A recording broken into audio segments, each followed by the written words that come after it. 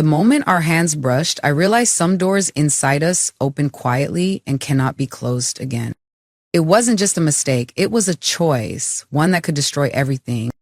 I'm Slayer, 42 years old, and what happened between me and someone who had been a part of my family for years still haunts me to this day. When my husband left for another long trip, I thought I'd just feel lonely. I never imagined I'd feel seen, or that I would cross a line I could never uncross. Have you ever faced a moment where you knew, even before it happened, that it would change you forever? Tell me your thoughts. I'm ready to hear your truth too. I had never imagined my life would take such a quiet turn. A 42-year-old woman standing in the middle of a picture-perfect home, yet never had the feeling of being invisible, felt so stark. My husband, who once was the center of this world, had now become just a name on a travel itinerary. Business trips stretched from one day to the next, week after week, and his returns felt less like reunions and more like mere acknowledgments of presence. We still spoke, a few polite exchanges about work, about bills, about the weather. But between us, there was now a gap too wide to bridge. The intimacy, the casual touches, the moments when a glance was enough to understand each other, all of it seemed to belong to another lifetime. I kept the house immaculate, kept the garden on the front porch blooming through the seasons, kept my smile bright and full whenever I met the neighbors. But no one knew that every night when the door was shut, all that remained was a fading version of myself. When my husband informed me that he would be leaving again, this time for nearly a month, I simply smiled and nodded. I didn't question him, didn't plead, didn't resent him.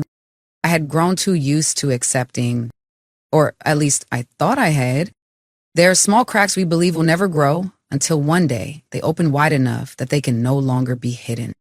And I stood at the edge of that chasm, not knowing that even a gentle breeze would be enough to push me over. A week after my husband left, Liam returned. He was 23 years old, tall, calm, with a smile that still carried a trace of youthful innocence. Even though the outlines of maturity had begun to settle on him, something I had never really noticed before. I had cared for Liam since he was just a middle schooler, a gentle but bounded relationship, as if we lived under the same roof, but each kept a sky of our own. This time, something was different. When Liam stepped through the door, pulling his suitcase behind him and his hair tousled from the spring wind, I suddenly felt the house brighten just a little. A warm, vibrant light, the kind of feeling I had forgotten. "Hello, Miss Claire," Liam said, his voice deeper and warmer than I remembered.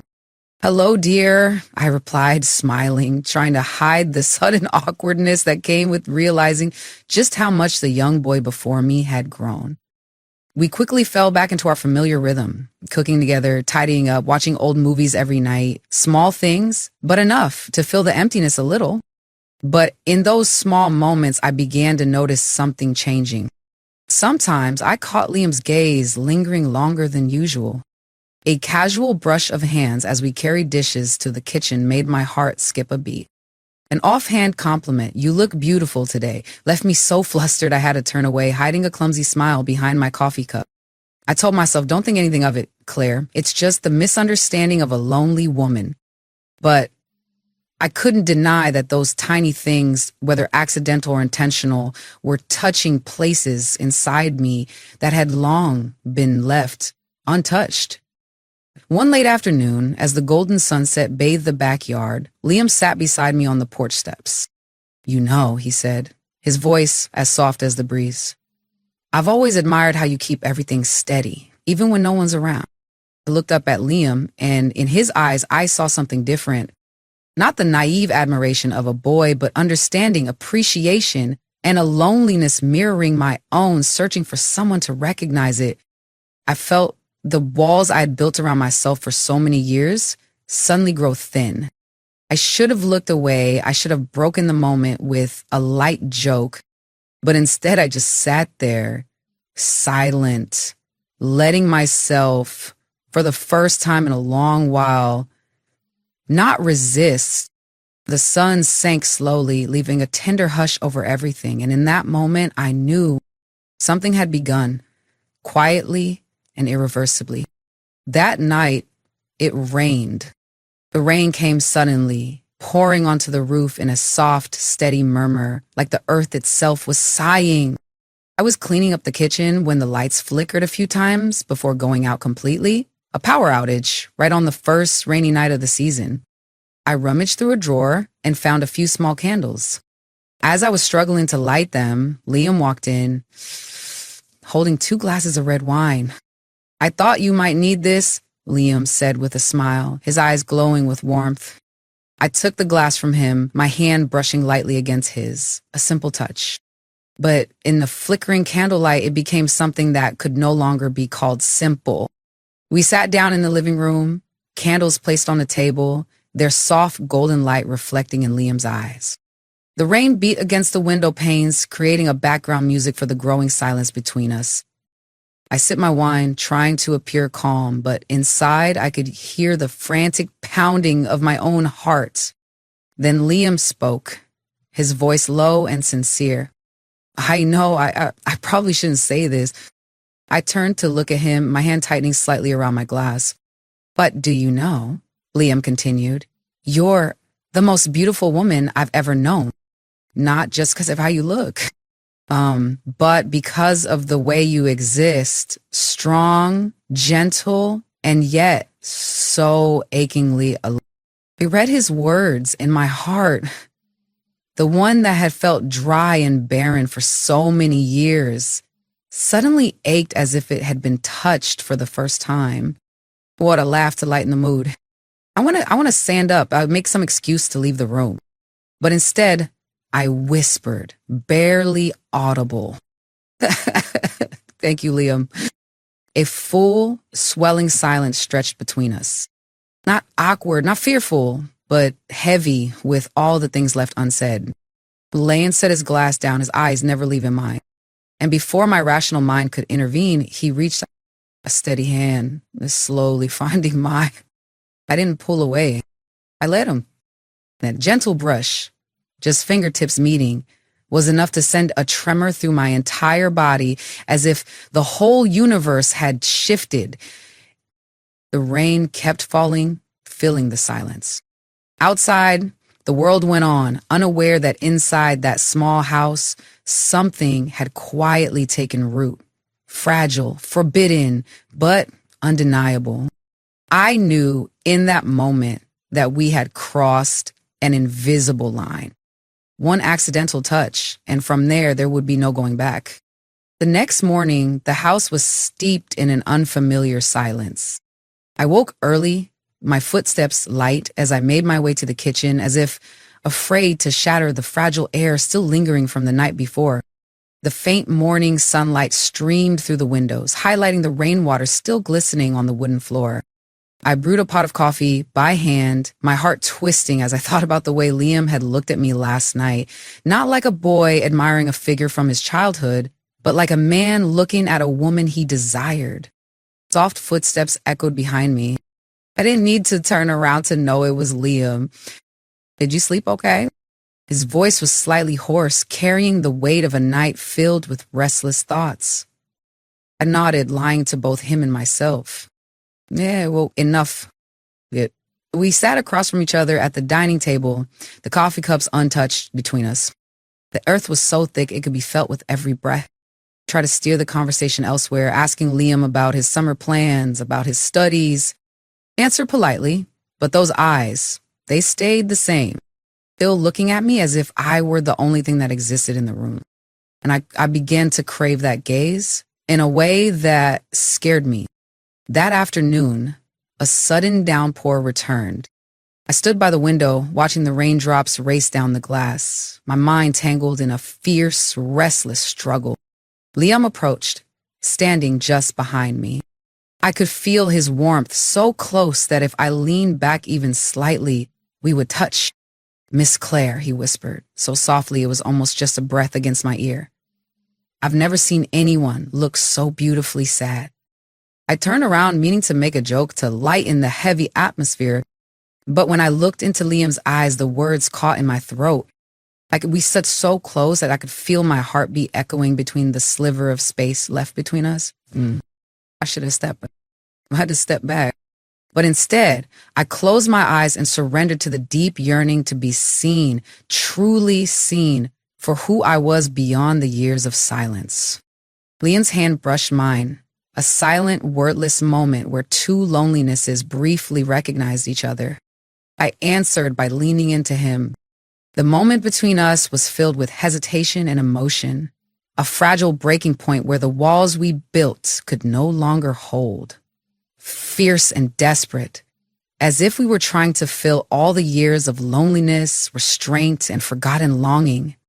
In that moment, I no longer felt invisible. I was simply a woman, seen, remembered, alive. We pulled away from each other, breathless, overwhelmed by what had just happened. I took a shaky step back. We shouldn't, I whispered, my voice breaking. Damn, didn't hard you I. He just nodded. But his eyes, those eyes, stayed locked on mine, tethering me with an invisible string. I knew no matter how hard I tried, I would never be able to break. That evening passed in silence. Liam and I avoided each other as if even a single glance would be enough to shatter everything, to sweep away the last fragile boundaries still left between us. I sat curled up in the living room, a thin blanket draped loosely over my shoulders. Outside, the rain kept falling heavily, each drop tapping against the windows like it was hammering at the growing unease. Inside me, Liam came down from upstairs, slow and hesitant. He sat on the chair across from me, the space between us just wide enough to restrain and just narrow enough to ache for more. No one spoke. Only the sound of rain, the wind, and the erratic pounding of my heart filled the room. At last, Liam broke the silence. Miss Hoyer. His voice was low, rough. I'm sorry. I should have had more self-control. I clutched the blanket tighter around me, my heart twisting painfully. No, I whispered, it wasn't just you. The words escaped before I could even think. I didn't want to place blame. I couldn't pretend I was innocent. Liam's eyes met mine. Not with the impulsiveness of a young boy, but with the gaze of a man who fully owned his actions. I don't want you to feel guilty, Liam continued, his hands clenching over his knees. But I can't pretend nothing happened. I can't go back to the way it was. I bit my lip, feeling the pain rise in my chest. I understood he was right. I couldn't either. I had crossed a line I once swore I would never even approach. But at the same time, for the first time in years, I had truly felt alive. Instead of quietly existing next to a man who had long since stopped seeing me. I took a deep breath, searching inside myself for some shred of reason still left. You'll be going back to school soon, I said, my voice trembling slightly. They'll return to normal. Liam stayed silent. He nodded, but his eyes betrayed him, full of a sadness so deep it squeezed my heart. Can we pretend nothing ever happened? He asked, almost a whisper. I looked at him, and I knew I couldn't lie. No, I whispered back. We can never go back. Not because of the kiss, not because of the clumsy touches, but because we had seen each other in a place so deep that no one else had ever tried to reach. That night, I didn't. I sat by the window, watching the endless rainfall, wondering where my life would drift after tonight. Liam didn't sleep either. I heard his quiet footsteps pacing the hallway, stopping right outside my door. That didn't happen, but he didn't open it. He just stood there, like a silent apology, a wordless regret. I hugged myself, tears streaming down my face, unstoppable. I didn't know what tomorrow would bring. I only knew we had lost the old peace. And neither of us, neither Liam nor I, could ever turn back. The next morning, I woke up to a house filled with an uncanny silence. The rain had stopped. Only streaks of water clung to the windows, reflecting the dull gray sky. I walked down to the kitchen, following the familiar habit of making myself a cup of coffee. The warmth from the mug seeped into my palms, but it wasn't enough to chase away the cold curling tightly inside my chest. Lita had been up early. He was sitting on the porch steps, his suitcase packed and waiting beside him. I stood by the window, watching him, my heart tightening painfully. There were no goodbyes gentle enough for a parting like this. No way to wipe clean everything that had happened. When I stepped outside, Liam looked up. Let's go. His voice caught in his throat. I nodded, not trusting myself to speak. I know everything will be harder after today, Liam continued, each word carving itself into the heavy morning air. But I will never forget what it felt like to really see you. I bit my lip, fighting back the tears threatening to spill. Thank you, I whispered, for reminding me that I'm still someone who can feel. We stood there in the small yard mottled with weak sunlight, silently holding each other's gaze. No bugs, no promises, because we both knew some of the most beautiful things are the ones that can never be named. When the taxi carrying Liam disappeared beyond the line of trees, I turned back into the house, feeling as if a part of me had left with him. All that remained were the empty rooms and the memory of someone who had made me remember I was still capable of love, even if only for a fleeting moment. 2 days later, my husband returned from his business trip. He walked into the house with a souvenir bag in hand and a tired smile on his face. I got you some chocolates at the airport, he said, placing the bag on the table. I smiled, mechanically, and watched as he busied himself with his luggage, his phone, his schedule. He didn't notice the change in my eyes. He didn't see that I was different. He didn't realize that my heart had stopped waiting for him a long time ago, longer than the months he had been away. That evening, we had dinner together, just like before, silent, polite, empty. And in that silence, I understood that my life would continue, but it would never be the same again. I had touched something no one could ever take back. The feeling of being seen, of being touched, of living true to myself. And even if I had to endure this loneliness for the rest of my life, I would not forget. I would not forget Liam. I would not forget myself. I would not forget that there had been a time when my heart had awakened, even if the price for it was a lifetime of silent memory. The day Liam truly left wasn't just the moment he stepped off that porch. It was when his final message appeared on my phone. Please take care of yourself. Don't forget you are worthy of being loved. I read and reread those words, my hands trembling, my heart crammed with emotions I couldn't voice. I knew we couldn't stay in contact. We couldn't maintain anything of that fragile yet fierce bond because its very existence, no matter how beautiful, could only survive in silence and regret. I sat on the chair in the living room, the spacious, elegant, and utterly empty room. My husband was busy planning his next trip. He still didn't notice that my eyes had changed. Didn't see the quiet shattering I struggled to hide beneath the shell of the obedient wife. I tapped my fingers lightly on the table, my gaze drifting toward the window where the garden flowers had begun to wither under the late sun. The feeling of loss needed no witness. It gnawed away silently from within, piece by piece, breath by breath. And the cruelest part was, I couldn't blame anyone. I couldn't blame Liam. I couldn't blame my husband. I couldn't blame age, loneliness, or endless business trips. I could only blame myself for allowing hope to slip in. Maybe what Liam and I shared had always been just a moment of being lost, a fragile beam of light in a long, lonely night. Something beautiful, but with no place in this reality.